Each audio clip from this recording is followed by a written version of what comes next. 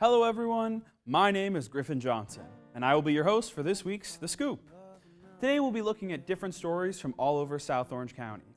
We'll first look at a local film producer who just completed his third feature-length film.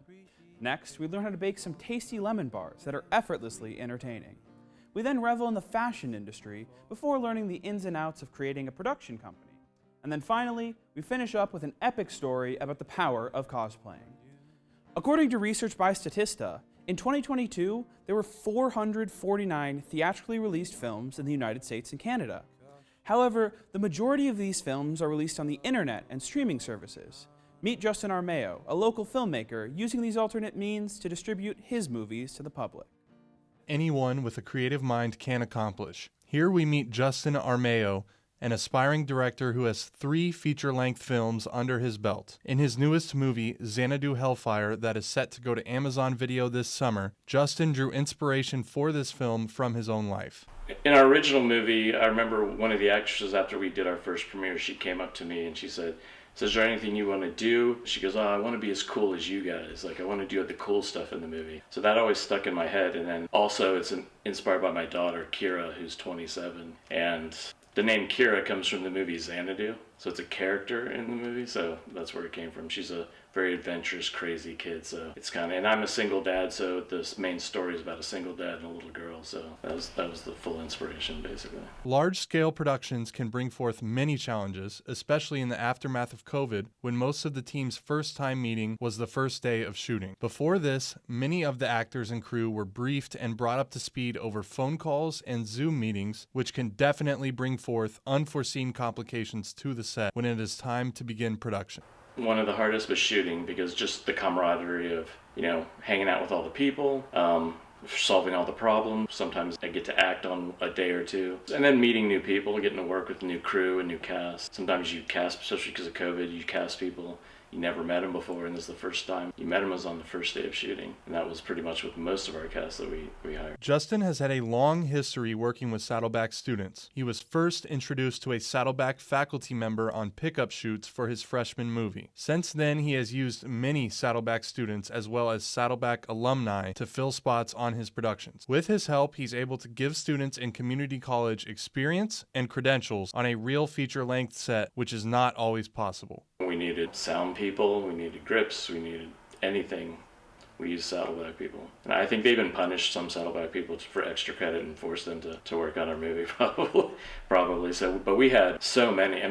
220 people worked on Bloodsucker Jones versus Creeping Death. And I would say 30 or 40 of them were probably from Saddleback at least. And then we became friends with everybody, and then the second movie rolls along and there's a new crop of kids that need to work on, get their first credit, or maybe work with them before, and they're always awesome because they're really well trained from Saddleback. It's not like, there's some other community college and other schools that they're not really serious about it, but every Saddleback student we've had has been awesome. Justin has lent his experience and knowledge of the industry and provided many opportunities for film students here at Saddleback College.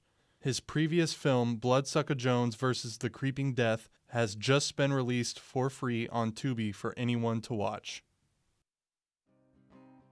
Alongside watching Bloodsucker Jones on Tubi, you can find instant updates on Justin's work at Justin Armeo on Instagram. You can also follow his progress on his upcoming horror anthology, Party of Darkness. Did you know that lemons have been around for 8 million years?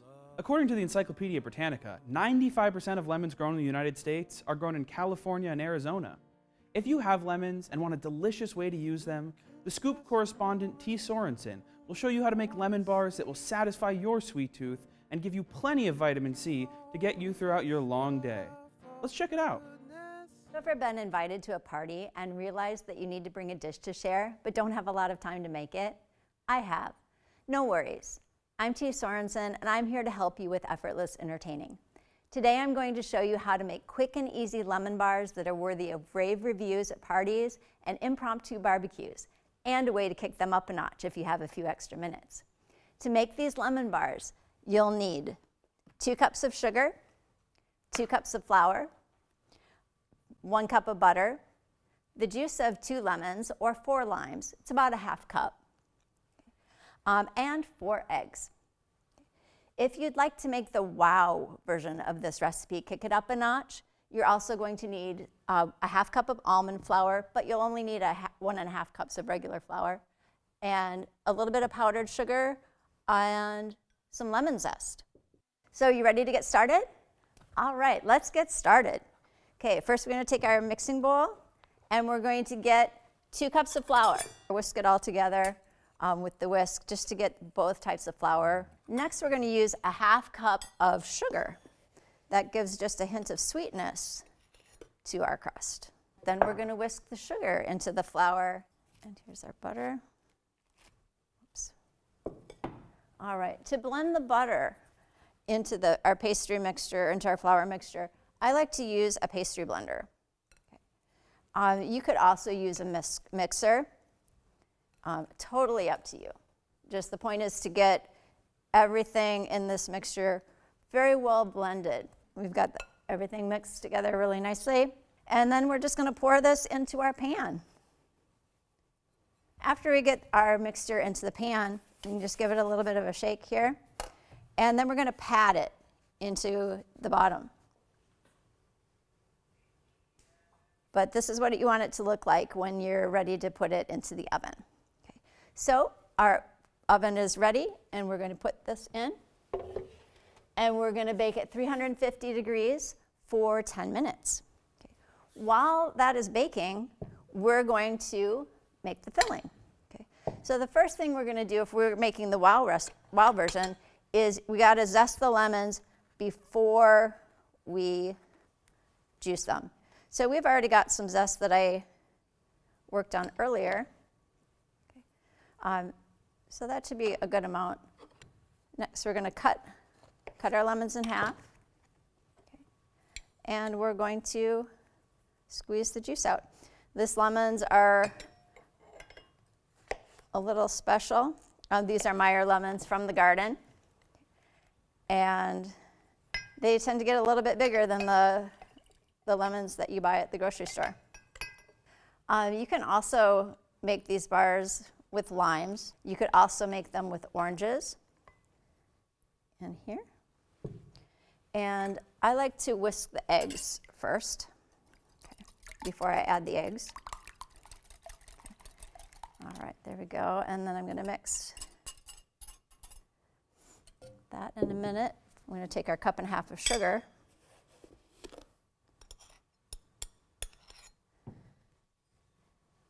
We're going to take a 1/4 cup of flour. That will help our filling set.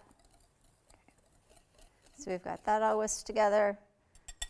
We've got our eggs whisked together. And now we're whisking our eggs and our lemon together. And then we're going to pour the sugar into the lemon mixture here. I know at home you can't smell this, but it smells like a lemon farm. It smells really good.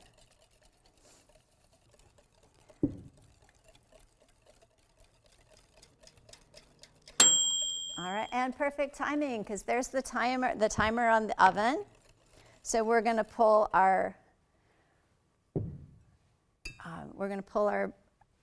crust out. Need the hot pad. All right, here we go. All right, and I'm going to do one more thing. If you're making the wow version of this recipe, this is a great time to add some of your lemon zest.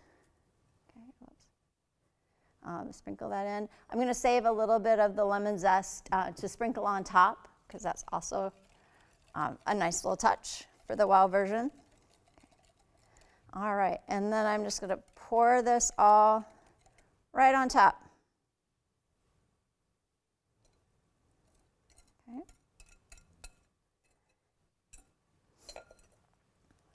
There you go. And then we're going to put this back in the oven. I'm going to even it up a little bit. There we go. We're going to put this back in the oven and bake it for another 10 minutes at 350 degrees. All right, and there we go. So while the lemon bars bake, check this out.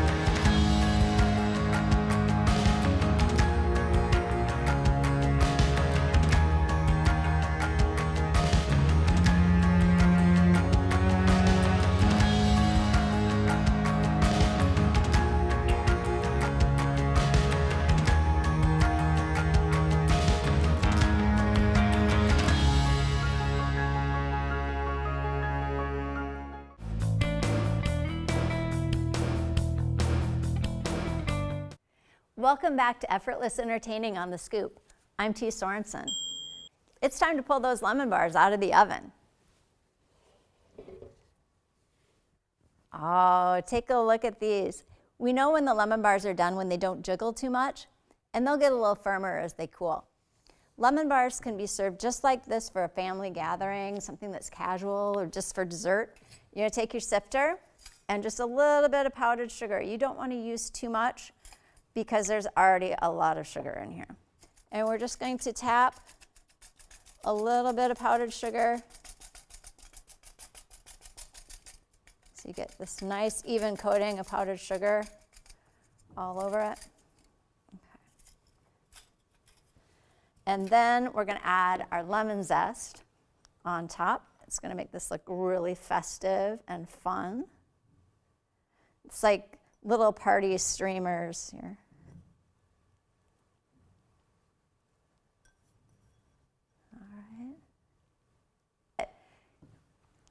All right, the final step is to slice and enjoy.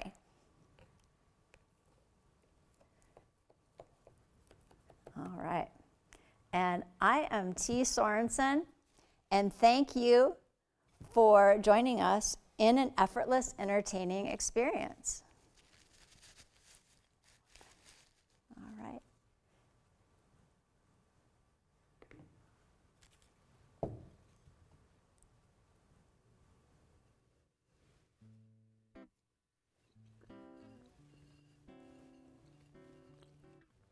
Thanks, T. That hits the spot. And they're so easy to make. Now you'll always have an idea of what to bring to an event, even at the last minute. One of the most difficult industries to get your foot into is the fashion industry. To get an actual design job is an even greater challenge. Meet Morgan Bitzer, a longtime employee of the industry who tells us all about her time in the fashion industry and how she's working towards becoming a designer instead of just working for one. Certain industries are extremely competitive and hard to make a name for yourself working in them. The fashion industry is definitely a prime example of this. To stand out amongst the competition, you have to create your own unique products. For Morgan, she independently creates her own designs and styles completely on her free time, trying to stand out amongst the vast crowd of designers while working at a well-known fashion designer to not only make ends meet, but to acquire valuable connections in the industry as well. I was living in New York for about 5 or 6 years. I've had a lot of different internships and jobs there. I worked at Cal Ryman, Badgley Mishka, and Marchesa. I was a couture design intern there. I worked for Hanes Brands and Express in New York as a design assistant, freelance, and then I worked for 4 years at a company called Golden Touch in the city. Nobody's heard of it, but we've done a lot of like private label brands. And then I moved to California and was really working on my own stuff on the side while I was a technical designer working from home. And then I moved to LA when I started working for STOD. Morgan works hard every day doing various tasks for STOD, including sewing different fabrics to create different designs made by her and her coworkers. Morgan has been sewing since the age of 14 after she was taught by her late grandmother to sew. Since then, Morgan has always been fascinated by every aspect of fashion, especially designing things using her own unique signature style. I'm an associate technical designer for them. So the creative designers design garments and the factory makes the garment based on their design, and it's sent to us and we fit it on a fit model and make little fit corrections according to her body, and then we send those comments to the factory and they send us more samples and we continue to change the fit and perfect it before it goes into production. While Morgan is interested in all aspects of fashion, she is primarily drawn towards the creative aspect of it. She likes to design her own clothes and bring her own ideas to fruition, with hopes of one day starting her own brand where she can have complete creative freedom to make her vision come to life. Creative design is more from the start sketching, doing CADs of each garment and picking the fabric, and a lot more creative work involved, which I'm very technical, so I'm good at the technical side, but I really love the creative side the most. I think it's the most fun for me. Morgan is currently working on perfecting her craft in Los Angeles. You can see her work and future projects at www.morganlaydesigns.com or at morganlay on Instagram. The acting profession is highly competitive.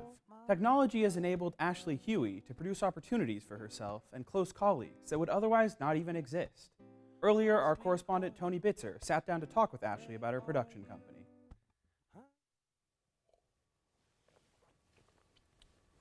Hello and welcome to Tea Time with Tony, where we sip tea while getting to know a local celebrity. I'm your host, Tony Bitzer.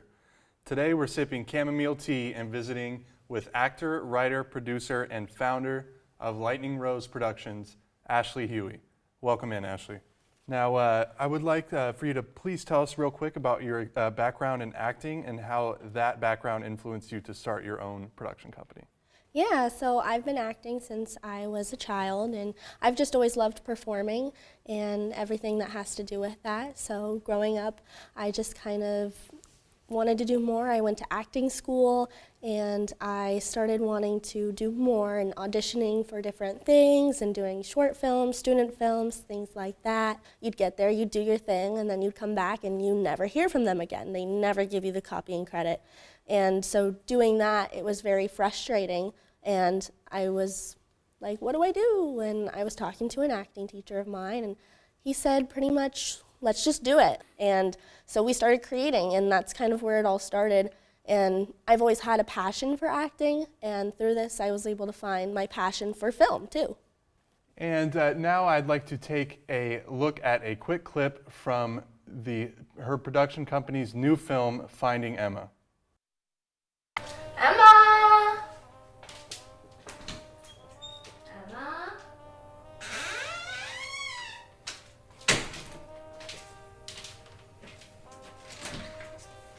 Emma?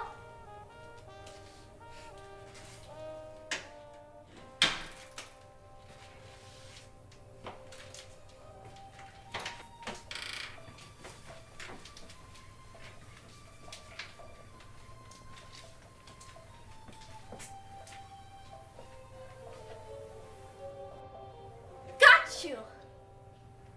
Emma? Emma?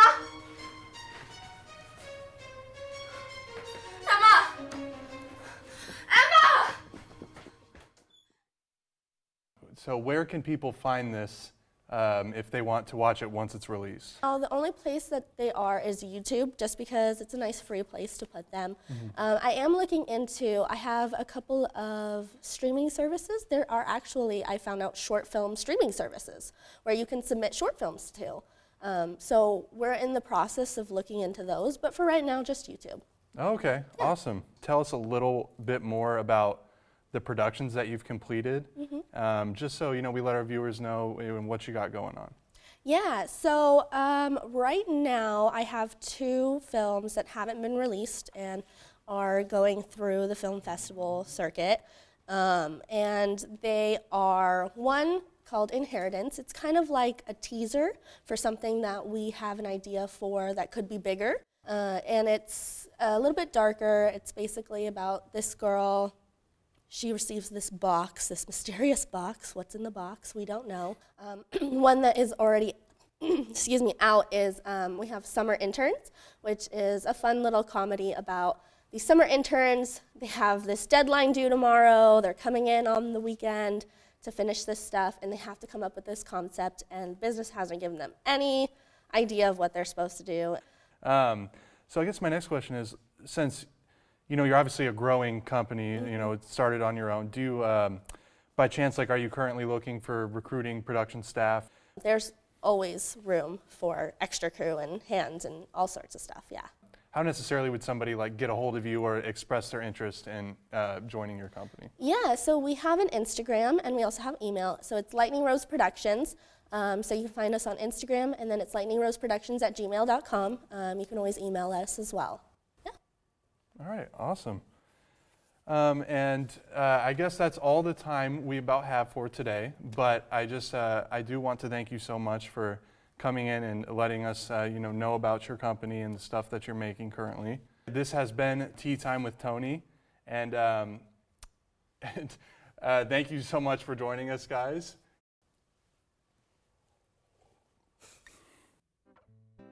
Thank you, Ashley, for sharing the insights you've learned from being at the helm of your own production company. You can find Ashley's work by searching Lightning Rose Productions on YouTube and get info about new projects in the works at Lightning Rose Productions on Instagram.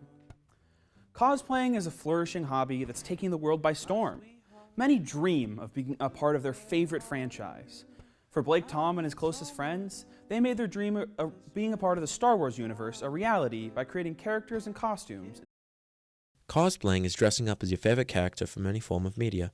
Here we meet Blake Tom, a 28-year-old influencer who has built a platform of cosplaying as characters from the Star Wars franchise. He tells us about his love for Star Wars.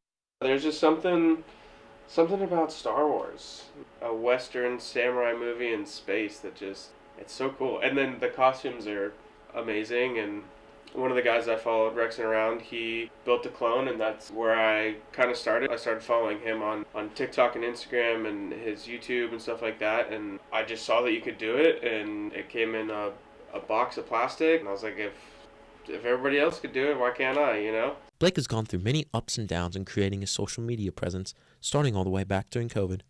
He works hard every day posting and building his platform, making sure to be family friendly. He has created a successful following on his social media and, at the time of this video, 15K on Instagram and over 35K on TikTok. Additionally, Blake has started his own YouTube channel, Project Beskar, with his two friends, Jeremy and Weston, who both cosplay from the Star Wars franchise. With all this support, Blake, and along with other Star Wars cosplayers, had the opportunity to go to LA Galaxy Night. My old boss, Rexing Around, he put on a Star Wars night and invited a bunch of us out, and it was really fun. It was like the first time I've, besides a con, been out in public and done stuff. It was really fun. We just walked around, talked to people, and then we had a little suite and we got to watch the game. So it was pretty cool. It's probably one of the highlights of my, career, you would say. Blake has had a love for Star Wars since he was very young. The last season of the Clone Wars aired right as Blake started to cosplay. Along with this, COVID-19 kept him indoors, revitalizing his love for the show and introducing him to the Star Wars community. He started building clone suits, first by ordering parts off the internet, then using his 3D resin printer, and along with his craftsmanship, he was able to build full suits of armor, creating multiple armor sets and helmets. He enjoys being a part of the Star Wars community and spreading positivity and love to all. I'm not in a club or anything like that. I personally just do it for fun. I want to show people that, you can do whatever you want to do. Honestly, the goal is just to do cool stuff with my friends. Honestly, I would say. I don't really care about the following. It's cool, but it's not. That was never my intention when starting my platform. My main, like I said before, my main reason for starting the platform was to get help. And so I like being able to help people. I like when people have questions and they come and ask me, and I can point them in the right direction of where to go. You can buy something on Amazon if you want. If it doesn't matter,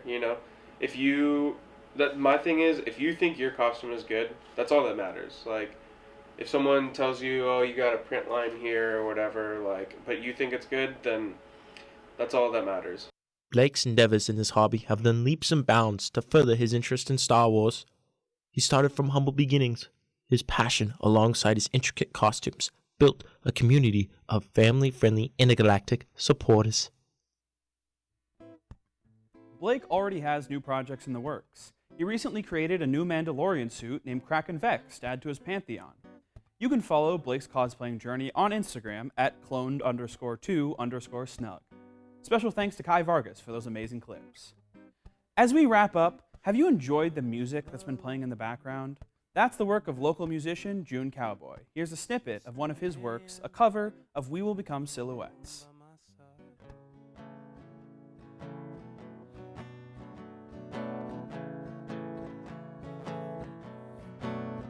I've got a cupboard with cans of food, filtered water and pictures of you. And I'm not coming out until this is all over. And I'm looking through the glass where the light bends at the crack. And I'm screaming to the top of my lungs, pretending the echoes belong to someone. Oh, oh, someone I used to know.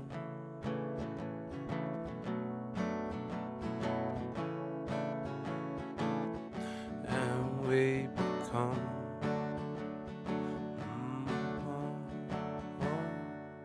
silhouettes when our bodies finally go.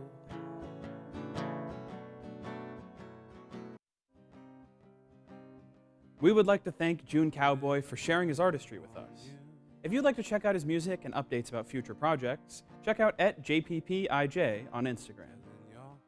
Well, folks, that's all the time we have. We led with a close look at a local filmmaker, learned how to bake some scrumptious lemon bars, and got an insider's perspective on the fashion industry. Afterward, we learned the details of creating a production company, saw how cosplay can bring a fictional world to life, and showcased a local musician. We thank you all for taking a look at each of these talented people. My name is Griffin Johnson. You've been watching the OC Scoop. Thank you so much for tuning in. But it's a wicked shame